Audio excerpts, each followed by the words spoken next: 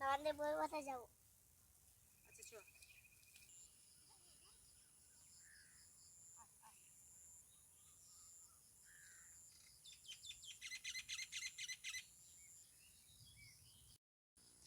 নমস্কার বন্ধুরা, সুন্দরবন ভিলেজ কুকিংয়ে আপনাদেরকে স্বাগত। আমার টিম নিয়ে এই মাঠের মাঝখানে কচু বাগান রয়েছে, সেই কচু বাগানে চলে যাচ্ছি। তো কচু পাতা দিয়ে চিংড়ি মাছ দিয়ে একটা অসাধারণ রেসিপি বানাবো। তো বন্ধুরা প্লিজ পুরো ভিডিওটা আমার সাথে থাকবেন। চলো। টুপি টুপি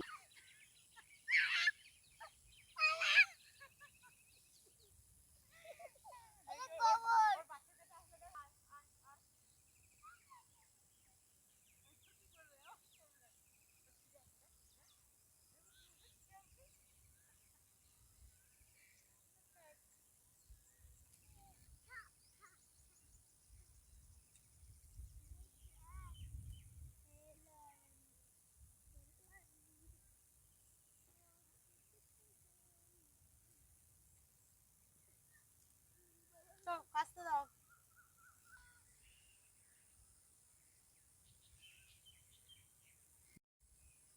কচু বাগানে চলে এসেছি। তখন কচি কচি দেখে কচুর পাতাগুলো তুলে নেব। ধরো পাখি, ধরো। কি করে পাবি? এটা ধরো।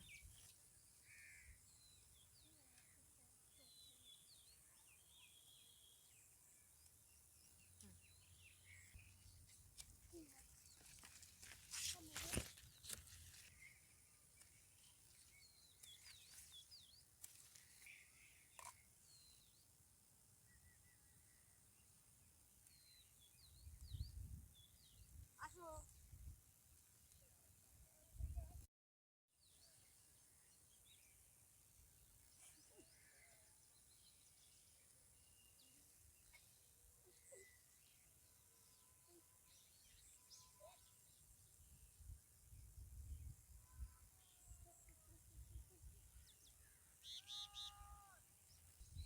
আমার পার্টনার গুলো অত বাইরে কেন? আসবি তো আমার কাছাকাছি। ভয় লাগছে।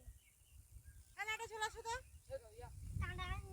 না না, কাঁটা নেই, তুমি আসো আমার কাছে। লাগাচ্ছি আচ্ছা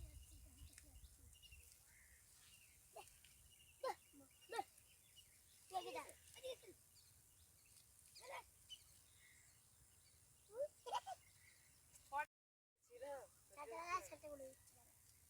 পাখি তো আর মেয়ে মেয়ে লাগছে না, ছেলে ছেলে লাগছে।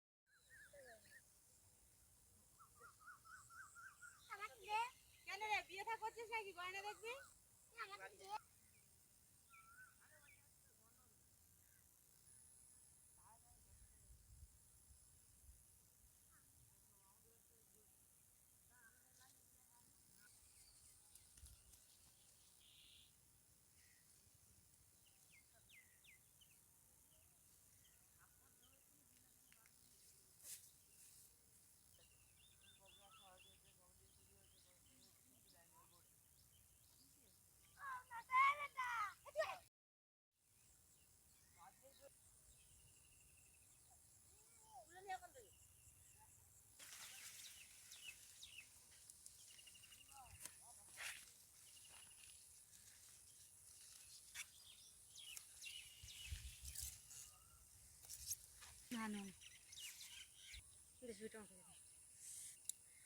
কচি কচি দেখে আমার প্রয়োজন মতো কচু পাতা তুলে নিয়েছি। তখন বাড়ির দিকে রওনা দেব। চলো।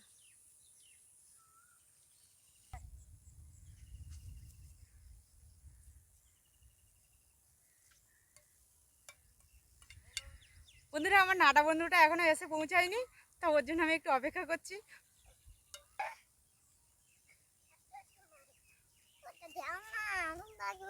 দিতে বলবো ফুটি একটা।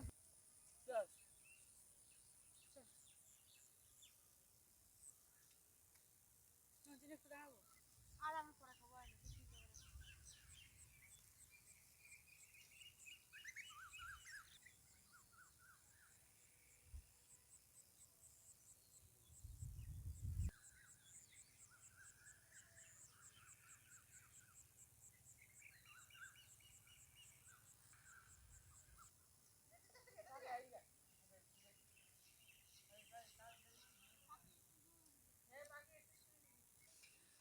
রান্নাঘরে চলে এসেছি।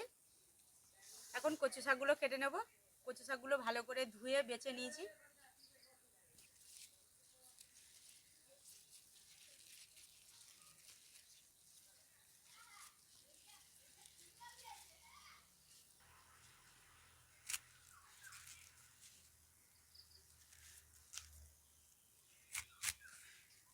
ছোট ছোট টুকরো করে কেটে নেব, ঠিক এরকম সাইজের।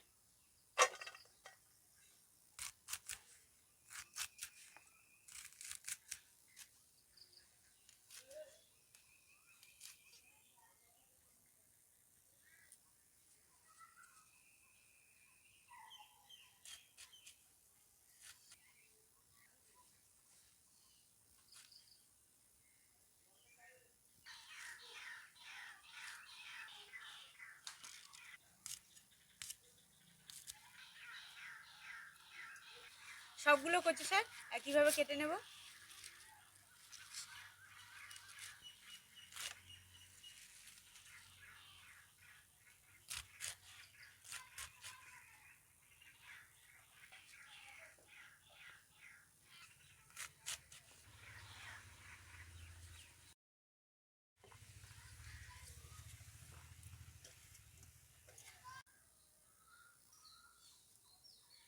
এখন নদীর চিংড়িগুলো কেটে নেব কচু শাক রান্না করার জন্য।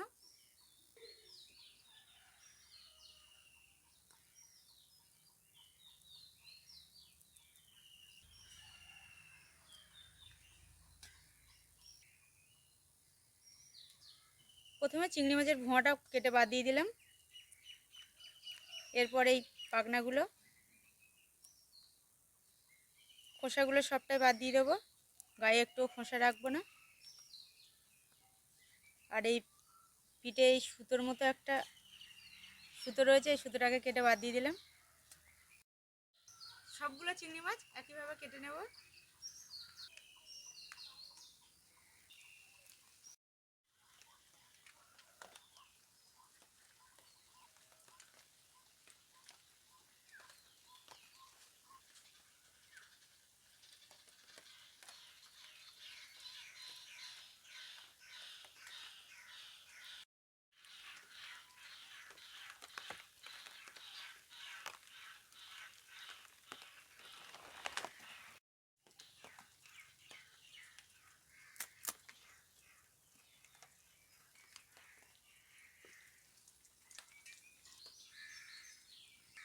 চিংড়ি মাছগুলো কাটা হয়ে গেছে। এরপর উনানটা ধরিয়ে দেবো।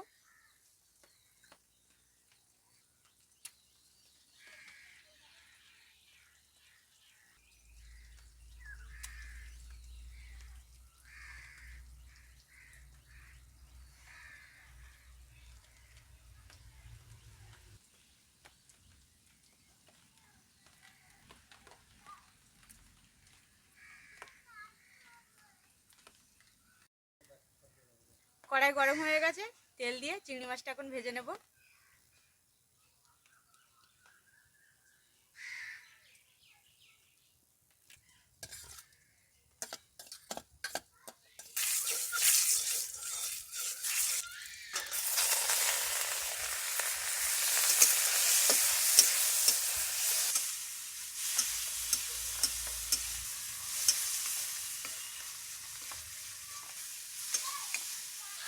চিংড়ি মাছটা আমি খুব কড়া করে ভাজবো না, হালকা করে ভেজে নেব।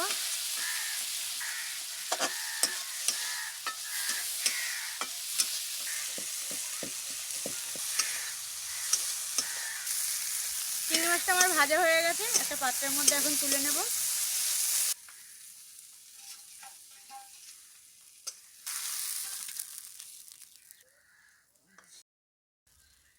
কচুর পাতা চিংড়ি মাছ রান্নার জন্য মশলা নিয়েছি।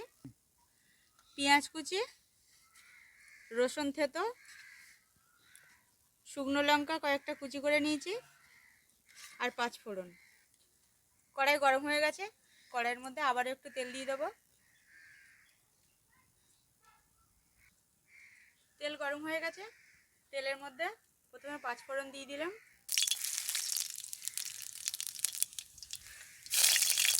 এরপর পেঁয়াজ কুচি, রসুন থেতো করা, আর শুকনো লঙ্কা কাটা দিয়ে বেশ সুন্দর করে মশলাটা তৈরি করে নেব। এখন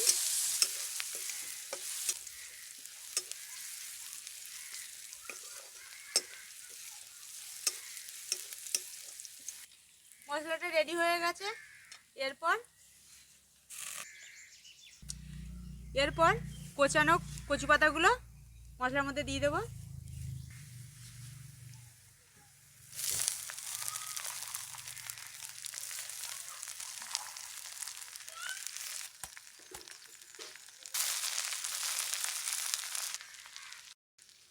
এরপর কচু পাতার মধ্যে স্বাদ মতো লবণ দিয়ে দেবো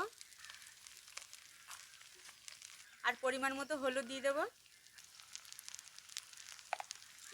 দিয়ে সুন্দর করে মশলার সাথে কচু শাকটা মিশিয়ে নেব। এইভাবে 2 থেকে 3 মিনিট এইভাবে নাড়তে থাকবো।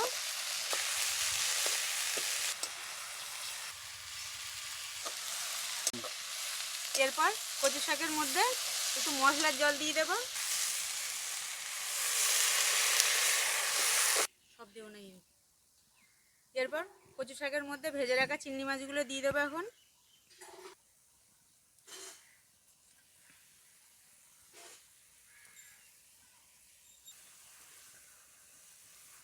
চিংড়ি মাছ দিয়ে হালকা নাড়িয়ে 2 থেকে 3 মিনিটের জন্য ঢাকা দিয়ে রেখে দেবো, যাতে করে কচু শাকটা ভালোভাবে সিদ্ধ হয়ে যায়।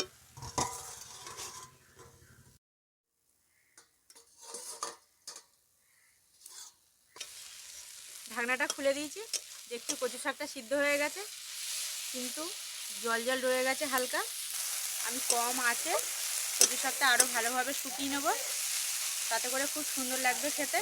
আর যদি এরকম জল জল থাকে তাহলে খুব একটা ভালো লাগবে না।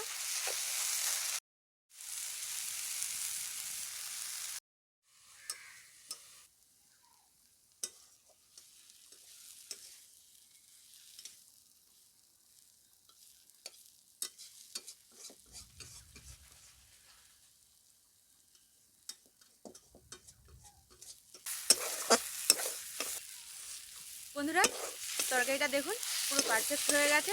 এখন আমি নামিয়ে নেব। বন্ধুরা দেখুন, তরকারিতে ঝোল নেই, তরকারিটা পুরো ঝুরো ঝুরো হয়ে গেছে। তো তরকারিটা পারফেক্ট হয়ে গেছে, এখন নামিয়ে নেব।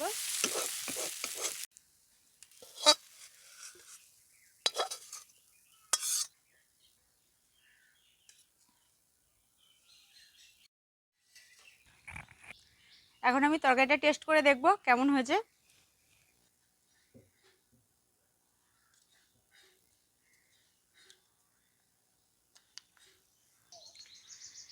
আমার আরও 2জন পার্টনার চলে এসছে, তো ওদের জন্য আর একটু বেশি করে তুলে নেব।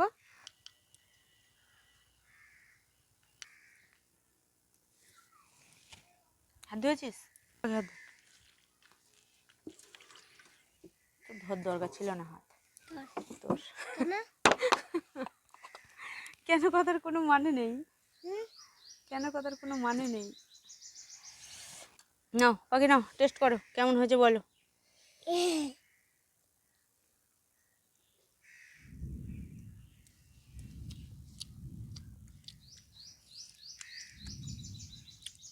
বন্ধুরা, খুব সুন্দর হয়েছে, আপনারা অবশ্যই বাড়িতে ট্রাই করবেন আর আমাকে কমেন্ট করে জানাবেন।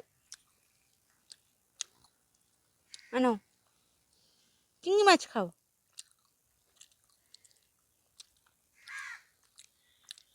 পাখির মুখ চলছে না কেন? নাও নাও নাও।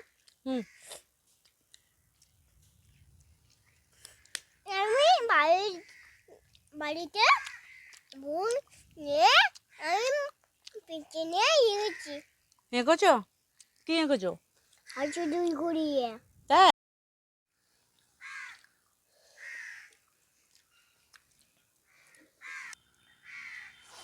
বন্ধুরা, নিত্য নতুন ভিডিও পাওয়ার জন্য আমার চ্যানেলটাকে সাবস্ক্রাইব করে রাখবেন, পাশে থাকা বেল আইকনটিকে ক্লিক করে রাখবেন। দেখা হচ্ছে নতুন ভিডিওতে। নমস্কার, ধন্যবাদ।